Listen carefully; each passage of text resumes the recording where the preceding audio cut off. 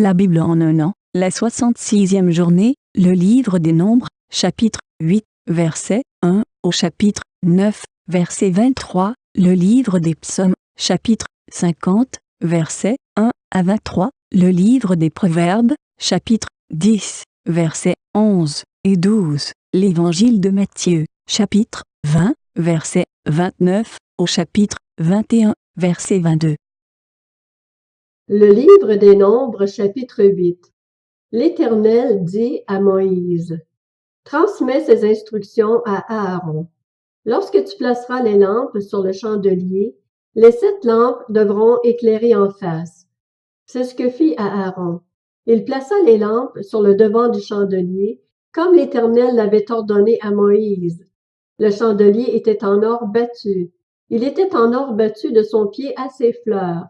Moïse avait fait le chandelier d'après le modèle que l'Éternel lui avait montré. L'Éternel dit à Moïse: prends les Lévites du milieu des Israélites et purifie-les. Voici comment tu les purifieras. Asperge-les d'eau expiatoire, qu'ils fassent passer le rasoir sur tout leur corps, qu'ils lavent leurs vêtements et qu'ils se purifient. Ils prendront ensuite un jeune taureau avec l'offrande de fleurs de farine pétrie à l'huile qui l'accompagne. Tu prendras un autre jeune taureau pour le sacrifice d'expiation. Tu feras approcher les Lévites devant la tente de la rencontre et tu convoqueras toute l'assemblée des Israélites. Tu feras approcher les Lévites devant l'Éternel et les Israélites poseront leurs mains sur eux. Aaron fera pour les Lévites le geste de présentation devant l'Éternel, comme pour une offrande des Israélites, et ils seront consacrés au service de l'Éternel. Les Lévites poseront leurs mains sur la tête des taureaux, et tu offriras l'un en sacrifice d'expiation, l'autre en holocauste, afin de faire l'expiation pour les Lévites. Tu feras tenir les Lévites debout devant Aaron et devant ses fils, et tu feras pour eux le geste de présentation, comme pour une offrande à l'Éternel. Tu sépareras ainsi les Lévites des autres Israélites, et les Lévites m'appartiendront. Après cela, les Lévites viendront faire le service dans la tente de la rencontre. C'est ainsi que tu les purifieras et que tu feras pour eux le geste de présentation, comme pour une offrande, car ils me sont donnés comme des dons pris du milieu des Israélites. Je les ai pris pour moi à la place de tous les premiers-nés des Israélites. En effet, tout premier-né des Israélites m'appartient, aussi bien des hommes que des animaux. Le jour où j'ai frappé tous les premiers-nés en Égypte, je me les suis consacrés et j'ai pris les Lévites à la place de tous les premiers-nés des Israélites.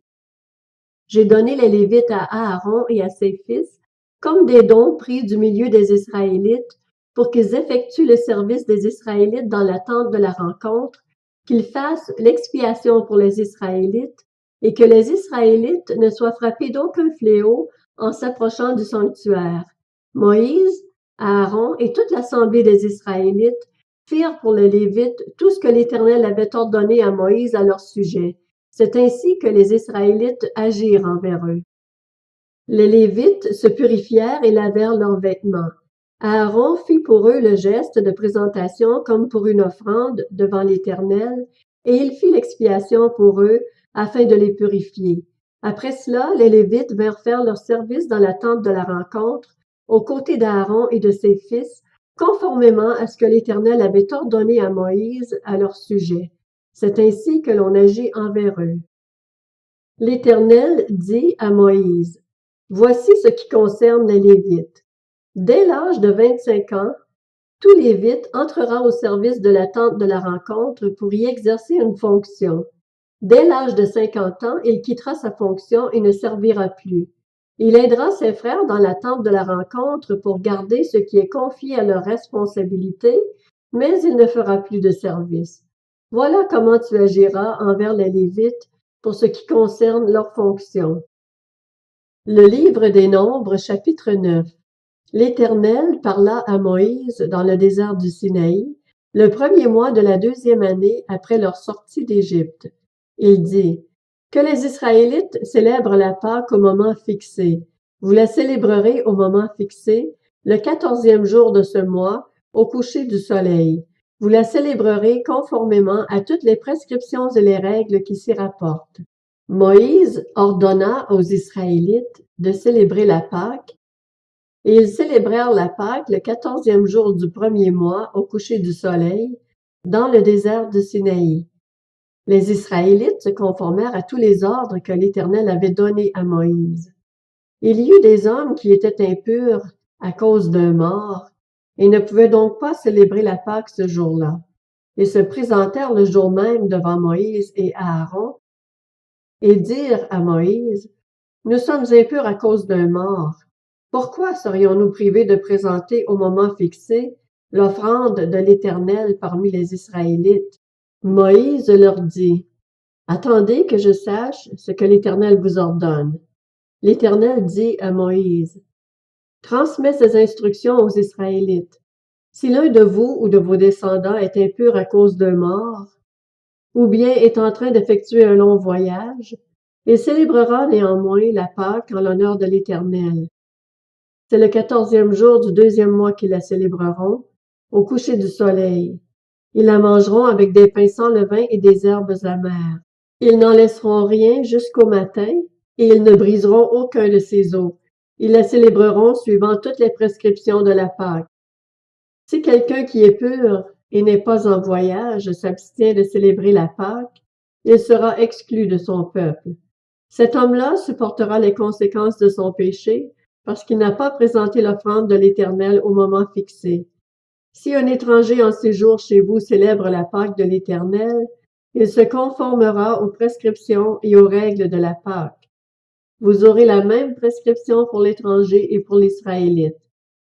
Le jour où le tabernacle fut dressé, la nuée couvrit le tabernacle, la tente de la rencontre.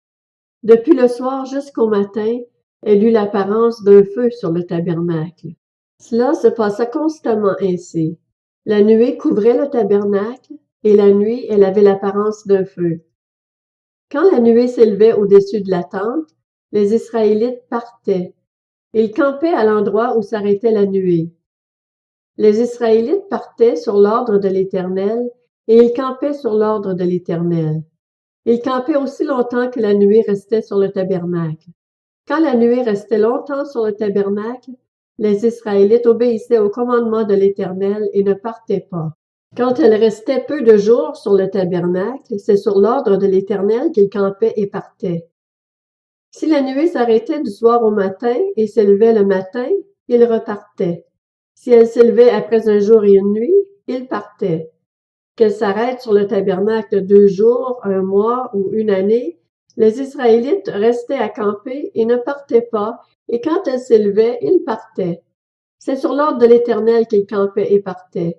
Ils obéissaient au commandement de l'Éternel, conformément à l'ordre que l'Éternel avait donné par l'intermédiaire de Moïse. Le livre des Psaumes, chapitre 50. Psaume d'Asaph. Dieu, l'Éternel, parle et convoque la terre du lever du soleil jusqu'à son coucher. De Sion, beauté parfaite, Dieu resplendit.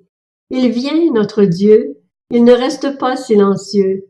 Devant lui est un feu dévorant, autour de lui une violente tempête. Il convoque le ciel en haut, il convoque aussi la terre pour le jugement de son peuple. Rassemblez-moi, mes fidèles, ceux qui ont fait alliance avec moi par un sacrifice. Le ciel proclamera sa justice, car c'est Dieu qui est juge. Écoute, mon peuple, et je parlerai, Israël, et je t'avertirai. Je suis Dieu, ton Dieu. Ce n'est pas pour tes sacrifices que je te fais des reproches. Tes holocaustes sont constamment devant moi.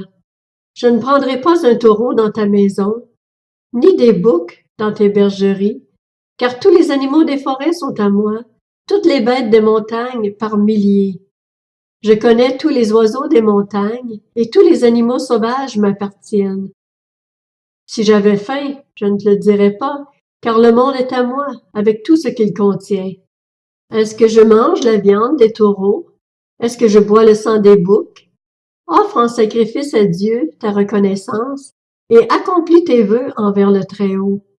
Fais appel à moi quand tu es dans la détresse. Je te délivrerai et tu m'honoreras. Dieu dit aux méchants, « Quoi donc? Tu énumères mes prescriptions et tu as mon alliance à la bouche? Toi qui détestes l'instruction et qui rejettes mes paroles derrière toi? Si tu vois un voleur, tu te plais en sa compagnie et tu prends place avec les adultères. Tu livres ta bouche au mal et ta langue est un tissu de tromperie. Si tu t'assis, c'est pour parler contre ton frère, pour dénigrer le fils de ta mère. Voilà ce que tu as fait, parce que je n'ai rien dit, tu t'es imaginé que je te ressemblais. Mais je vais te reprendre et tout mettre sous tes yeux. Comprenez donc bien cela, vous qui oubliez Dieu, de peur que je ne vous déchire sans personne pour vous délivrer. Celui qui offre en sacrifice sa reconnaissance m'honore, et à celui qui veille sur sa conduite, je ferai voir le salut de Dieu. Le livre des Proverbes, chapitre 10. La bouche du juste est une source de vie, mais la violence accompagne tout ce que disent les méchants. La haine fait surgir des conflits, alors que l'amour couvre toutes les fautes. Évangile selon Matthieu, chapitre 20. Lorsqu'ils sortirent de Jéricho, une grande foule suivit Jésus. Deux aveugles, assis au bord du chemin, entendirent que Jésus passait et crièrent « Aie pitié de nous, Seigneur, fils de David !» La foule les reprenait pour les faire taire, mais ils crièrent plus fort « Aie pitié de nous, Seigneur, fils de David !» Jésus s'arrêta, les appela et dit « Que voulez-vous que je fasse pour vous? » Ils lui dirent « Seigneur, que nos yeux s'ouvrent. » Rempli de compassion, Jésus toucha leurs yeux. Aussitôt, ils retrouvèrent la vue et ils le suivirent. Évangile selon Matthieu, chapitre 21. Lorsqu'ils approchèrent de Jérusalem et qu'ils furent arrivés à Bethphagée, vers le mont des Oliviers, Jésus envoya 2 disciples en leur disant « Allez au village qui est devant vous.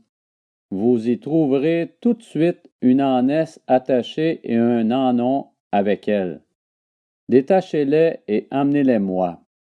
Si quelqu'un vous dit quelque chose, vous répondrez, le Seigneur en a besoin, et à l'instant, il les laissera aller. » Or, tout ceci arriva afin que s'accomplisse ce que le prophète avait annoncé.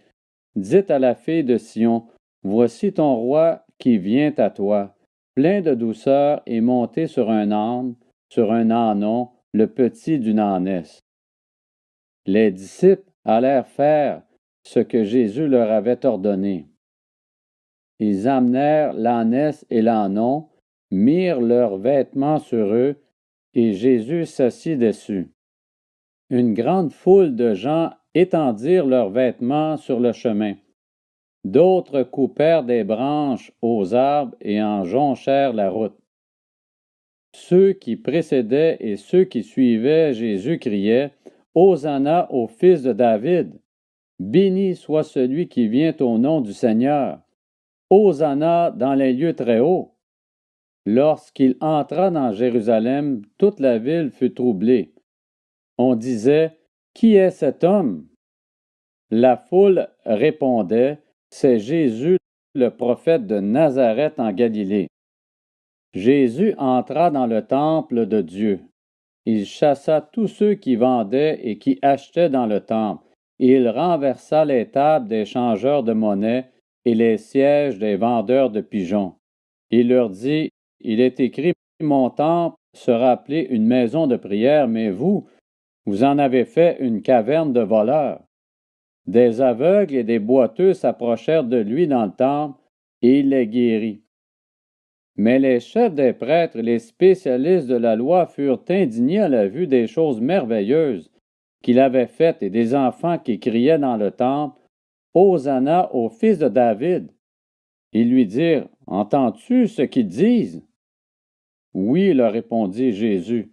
« N'avez-vous jamais lu ces paroles? Tu as tiré des louanges de la bouche des enfants et des nourrissons. » Puis il les laissa et sortit de la ville pour aller à Béthanie, où il passa la nuit. Le lendemain matin, en retournant à la ville, il eut faim. Il vit un figuier sur le bord du chemin et s'en approcha. Mais il n'y trouva que des feuilles. Il lui dit, que jamais plus tu ne portes de fruits. Le figuier sécha immédiatement. Voyant cela, les disciples furent étonnés et dirent, comment ce figuier a-t-il pu devenir immédiatement sec? Jésus leur dit alors, je vous le dis en vérité, si vous avez de la foi et que vous ne doutez pas, non seulement vous ferez ce qui a été fait à ce figuier, mais même si vous dites à cette montagne, retire-toi de là et jette-toi dans la mer, cela arrivera. Tout ce que vous demanderez avec foi par la prière, vous le recevrez.